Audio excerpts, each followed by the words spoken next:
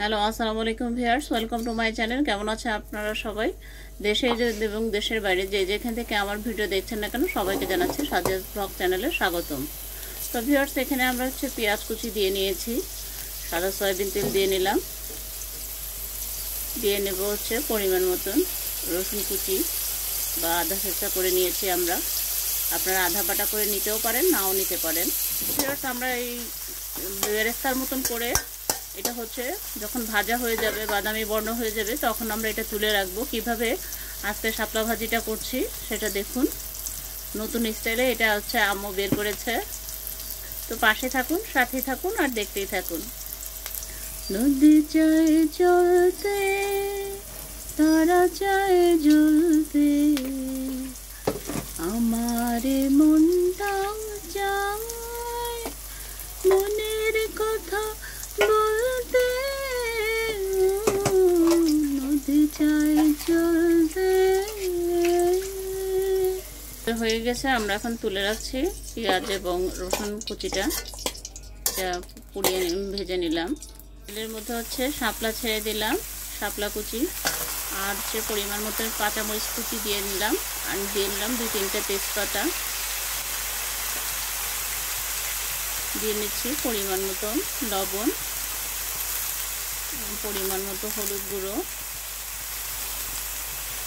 এই হলুদ গুঁড়োটা আপনারা আপনাদের পরিমাণ মতন কমিয়ে বাড়িয়ে নিতে পারেন, আবার নাও দিতে পারেন।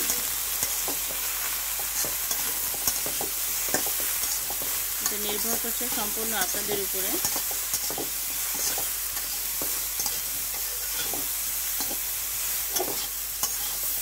শাপলা বেসিক্যালি আমার খুব পছন্দের, আম্মুরও পছন্দের। ভাজিটা বিশেষ করে আমার খুব পছন্দ। গরম ভাতের সাথে শাপলা ভাজিও জমে যায় একদম। শাপলা যেহেতু পানির মধ্যে থাকে, তাই কখনো পানি দেবেন না।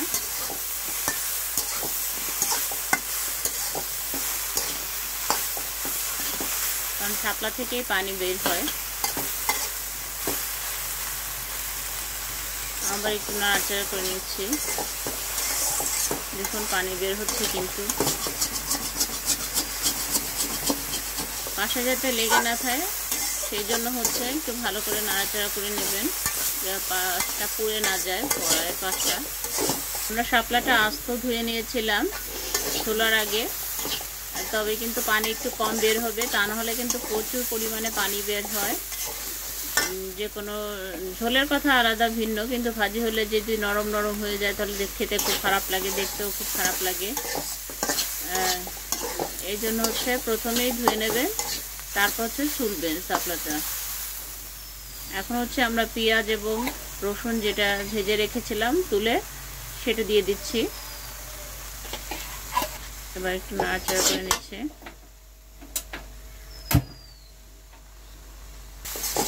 রান্নার জাল অনেক সময় কমিয়ে বাড়িয়ে নিতে হবে, অনেক সময় জোরে আঁচ দিতে হবে, অনেক সময় মৃদু আঁচ দিতে হবে, অনেক সময় একদম নিম্ন আঁচে রাখতে হয়।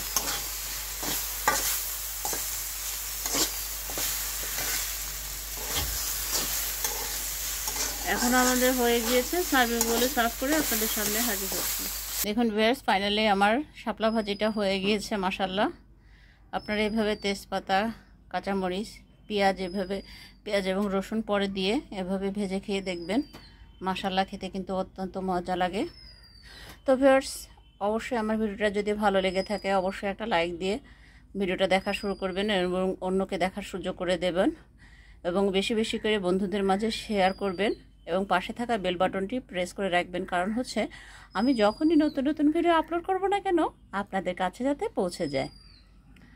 তো সে পর্যন্ত সবাই ভালো থাকুন, সুস্থ থাকুন, নিরাপদে থাকুন, সাজিয়াস ব্লগ চ্যানেলের সঙ্গে থাকুন।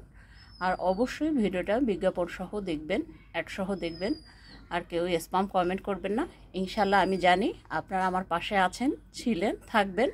ইনশাল্লাহ আমিও আপনাদের পাশে আছি, ছিলাম, থাকবো। আল্লাহ হাফেজ, সেই প্রত্যাশায়।